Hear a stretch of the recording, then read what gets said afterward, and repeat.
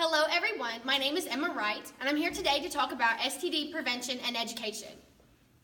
About 1 in 2 sexually active people in the United States are suffering from an STD or an STI. 24,000 women a year become infertile due to an untreated STD or STI. It's time to wake up, America. We are living in a silent epidemic. It's time to get tested, tell your partner, and feel comfortable enough to seek treatment. Number 1, how can I obtain an STD or an STI? They are transmitted through bodily fluids in non-penetrative and penetrative sexual intercourse. There are many methods to protect from spreading STDs and STIs, and there are also many consequences that come with unprotected intercourse. Number 1, pregnancy. There are many methods to help protect yourself from pregnancy. You can take birth control if you're a woman. Also, men are more suggested to wear condoms. Also, women have contraceptives of their own that are of latex material. There are several vaccinations that are given about the ages of 11 and 12 to help stop the spread of STDs. But if you do contract an STD, you need to go get tested. If you are sexually active within 6 months, you need to go and have a test. And then if you have contracted something, seek treatment and tell your partner before you decide to act again.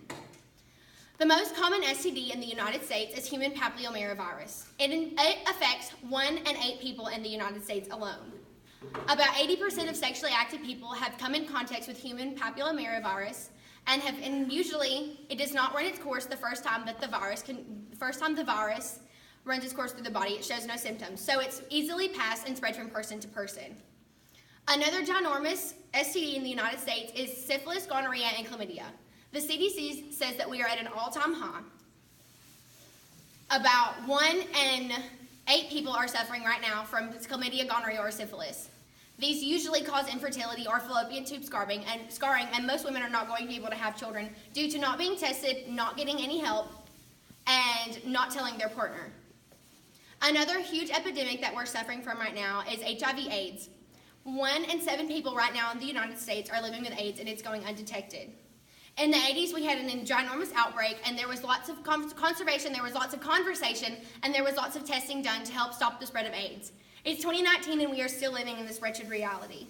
It's time to get out, protect yourself, get tested, tell your partner. This all comes down to the 3 steps. You need to be comfortable enough in the situation to tell your partner before you decide to act on anything. It should play into the role of consent. There are many other side effects to having unprotected sex. Number 1, you're risking not only your own health, but you're risking your partner's health. Number 2, pregnancy is also a huge main issue. Abortion rates are incredibly high, and I believe that if we would take time and protect ourselves and be cautious when having sexual intercourse, abortion rates would go down because not as many people would be pregnant. It's sad to me that so many cancers are started due to unprotected sex. Human papillomavirus is the cause of about 31,500 types of cancer. Most of these women suffer for the rest of their life, or most of these men suffer from the rest of their lives, that all these things can be stopped if their partner would simply just speak up, tell them what's going on, and they take measures to protect themselves. It all comes down to being health conscious about your body. Take empowerment in your body, protect yourself.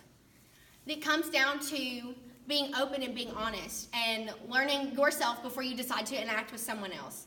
So if you are suffering with something, there are many places that you can receive help. The CDC says that most clinics in the United States, most health clinics are here, there, and everywhere to help you protect yourself from STDs and STIs. And if you do contract one, they're there with medication to help. Most people that are suffering from STDs are living perfectly normal lives. They're out, they're living, they're doing their best self, but they are living with a disease. It does take medication. It does take speaking and having that awful conversation to have with a partner or any future partners. But at the end of the line, you have to have trust and faith enough in yourself to have those hard conversations and not only protect yourself, but protect your partner. At the end of the day, be strong enough in your own self and be smart enough to have tough conversations, protect yourself, protect your partner, wear contraceptives, and think before you act.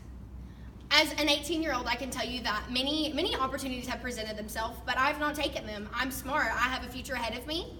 I've decided to take ownership in my own body and not allow those things to come into my life. Although if it does happen, I know that I have opportunities to go and protect myself and have treatment. So living in the United States with healthcare being absolutely incredible in the way that it is, I'm incredibly grateful to have the opportunities of protection and of living a perfectly normal, healthy life because of our incredible healthcare system.